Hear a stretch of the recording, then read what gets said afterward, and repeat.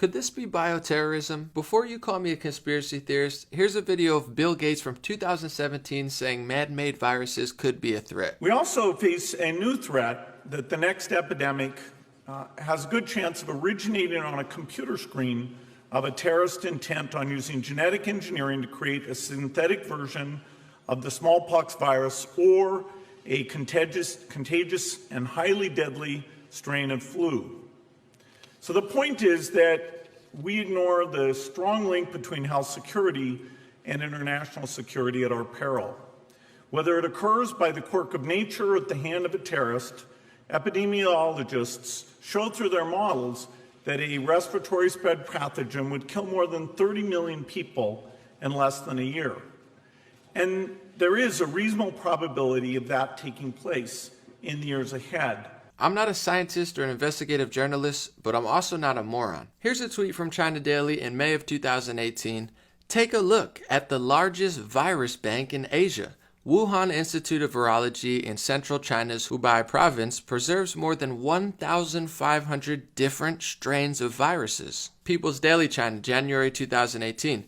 China's first biosafety level 4 lab has been put into operation in Wuhan, central China's Hubei. It is capable of experimenting with highly pathogenic microorganisms. The lab will conduct research into antivirus drugs and vaccines. So Wuhan, China, where this strand of coronavirus happened to start, has a few very important labs where they hold an experiment on live viruses, including what they're bragging about is the biggest one in Asia. Speaking of labs in Wuhan where the virus started, NBC News, January 28, 2020, Harvard's chemistry chair charged with lying about China contract. Federal agents allege the professor violated U.S. law by not disclosing the money he received to the Defense Department, NBC News. So the chair of Harvard's Department of Chemistry and Chemical Biology allegedly violated federal law by not disclosing his involvement in China's Thousand Talents plan to the Defense Department, including money he received. The unsealed charging documents allege that under the Thousand Talents contract, Lieber was paid $50,000 in monthly salary by China's Wuhan University of Technology and another $158,000 in living expenses. Here's where it gets more interesting. He was also awarded some $1.74 million to set up a research lab there.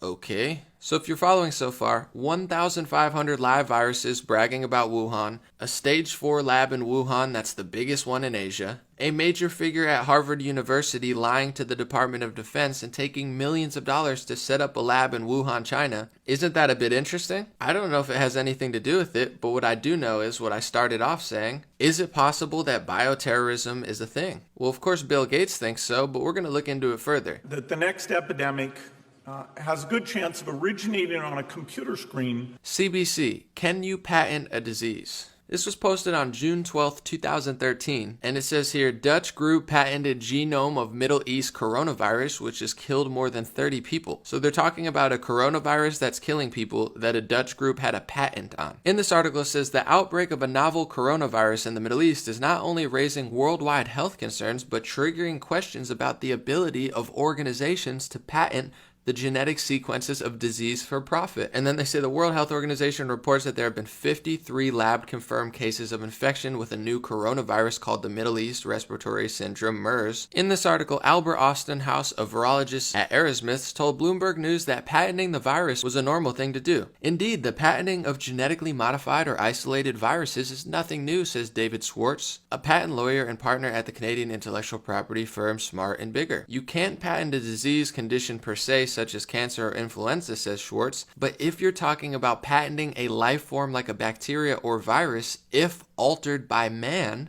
the answer there is yes. They also went on to say you can't patent something that is naturally occurring, he says, but if an organism is modified in some way, it is patentable. So you can not only patent the cure or the vaccine to a disease, but you can actually patent the virus itself. What else can you do? Well, New York Times, a federal ban on making lethal viruses is lifted. This is from December 19th, 2017. Interestingly enough, they use a colorized electron micrograph of the coronavirus that causes Middle East Respiratory Syndrome or MERS. Federal officials ended a moratorium imposed on funding research that alters viruses like this one to become more lethal. Federal officials on Tuesday ended a moratorium imposed 3 years ago on funding research that alters germs to make them more lethal. And once again, the headline, a federal ban on making lethal viruses is lifted. So in some cases, it's not only legal to make a virus more lethal, but you're also allowed to patent the virus itself. You could look into articles, I've read multiple on this stuff. Why are they doing that? Why are they lifting bans? Well, apparently they want to study the virus, of course, like they did in Wuhan. Study it so they can learn more about it so they can heal people. But I'm sure that there's no possible way that somebody could play Frankenstein and create the monster that they didn't mean to, or in many cases, did mean to. And this is not a conspiracy theory. Bill Gates himself suggests this stuff. We also face a new threat that the next epidemic has a good chance of originating on a computer screen of a terrorist intent on using genetic engineering to create a synthetic version of the smallpox virus or a contagious and highly deadly strain of flu. So these are just multiple things that are really interesting to me about what's going on that most people don't know and most news sources aren't covering. Another interesting thing that a lot of people online have been speculating is why thousands of CEOs have been stepping down, not only now, this week, last week, but over the last year, thousands have been stepping down. What's going on? It's been so crazy that NBC also wrote an article about it. Why have more than 1,300 CEOs left their post in the past year? This article is from 2019 and it says, chief executives are leaving in record numbers this year, with more than 1,332 stepping aside in the period from January through the end of October, according to new data released on Wednesday. While it's not unusual to see CEOs fleeing in the middle of a recession, it is noteworthy to see such a rash of executive exits amid robust corporate earnings and record stock market highs. Of course, this is when the stock market was booming. Thousands of them a couple months ago were just fleeing their post. This article goes on to say last month, 172 chief executives left their job, according to executive placement firm Challenger Gray and Christmas. It's the highest monthly number on record, and the year-to-date total outpaces even the wave of executive exits during the financial crisis. So I say this to say, did these CEOs have insight that the global economy was going to tank and something was going on? It's very, very unusual. They broke a record of CEOs leaving, and most time that many CEOs leave, it's because there's already a recession. But it seems like they had a heads up. A lot of people on the internet are speculating that they're going to be held accountable and there's going to be a secret tribunal. I personally don't think so. I think they had a heads up on the economic collapse and they got out of the way and possibly saved money or responsibility for when it did. What's also interesting is Event 201, which a lot of people have been talking about. It is, according to them, a fictional exercise and disease that they ran. They ran a whole meeting thing and filmed it and basically said it was a prop or staged pandemic. They were just speculating or simulating it. This happened in October of 2019 and was released on YouTube in November of 2019 by the people at Johns Hopkins, World Economic Forum, and the Bill and Melinda Gates Foundation, among others. And you could see some clips from this. It's very, very creepy.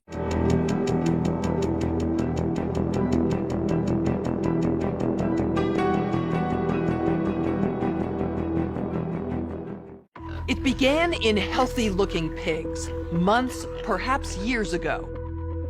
A new coronavirus spread silently within herds. Gradually, farmers started getting sick. Infected people got a respiratory illness with symptoms ranging from mild flu-like signs to severe pneumonia. The sickest required intensive care. Many died. Experts agree, unless it is quickly controlled, it could lead to a severe pandemic, an outbreak that circles the globe and affects people everywhere. How should governments, business, and international organizations allocate and distribute pandemic antivirals and medical supplies to the people who need them most?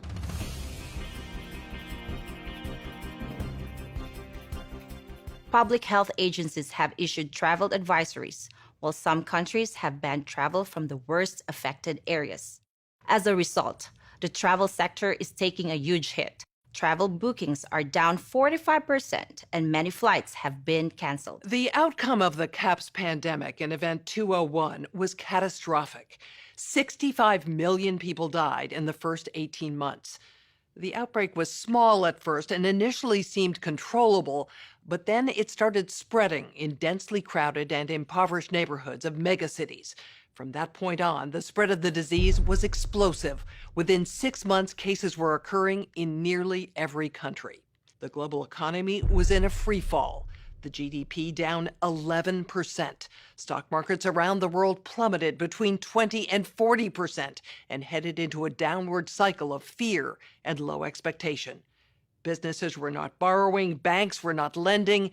Everyone was just hoping to hunker down and weather the storm. Economists say the economic turmoil caused by such a pandemic will last for years, perhaps a decade. The societal impacts, the loss of faith in government, the distrust of news, and the breakdown of social cohesion could last even longer.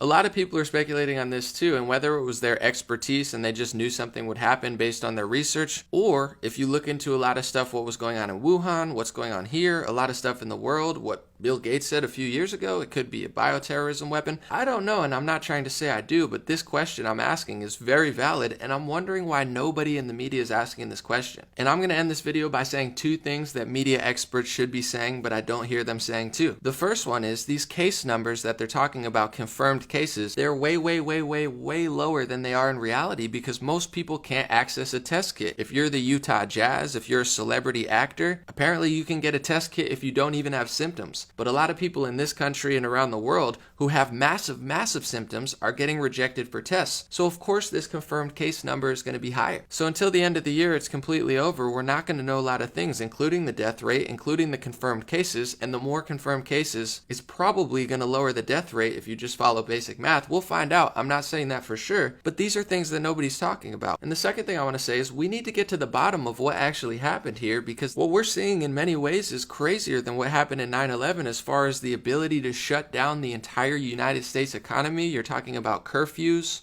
business, mandatory government business shutdowns. This is unfathomably crazy. Now, I'm not freaking out. Be prepared. Don't be scared. But we need to get to the bottom of this. We can't face this every single year. If this was bioterrorism, somebody has to figure it out. If it wasn't, we have to be more prepared for this type of stuff and really have intelligent people, world leaders, politicians, scientists, virologists, have the discussion about what's the proper measures to tackle something like this, if this is it, or if there's another method in the future that's not so ridiculously costly on millions of small businesses that might never be able to recover from this. Our economy, which has been tested in a way like it's never been tested before, this is crazier than the 2008 crash. The point I'm getting to is we need to get to the bottom of this. Smart people, good people, media experts that claim they're helping us but really just run us in circles, lie to us, feed us unhealthy products, feed us over prescriptions constantly, feed you sugar and tell your kids to eat sugar cereal in the morning and then tell you, oh, we're helping for you. We're really concerned about your health. I just have a hard time these same people that are so obsessed with abortions and the most disgusting diets that they told us to eat in the 80s and 90s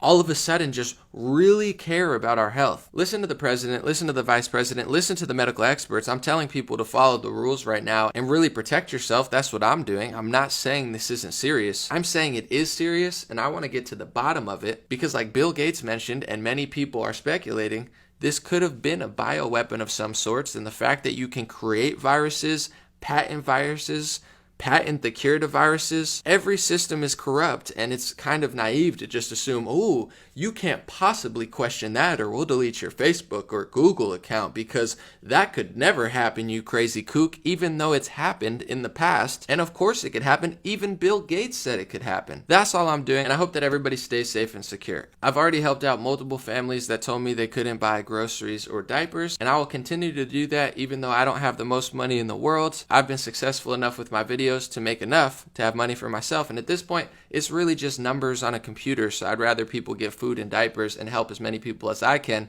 and hopefully inspire others to help their community members or maybe big influencers or millionaires and billionaires that have thousands of times more money than I have to help some people at this time. And if you'd like to support me right now, the best way to do that would be to share this video, watch this video, and watch my other videos. And I will take a portion of that ad revenue this month and last month to feed some families of supporters who watch my channel and are being affected by what's going on. And we're going to get to the bottom of this. Thank you guys. Have a beautiful day. I'll be back with more videos.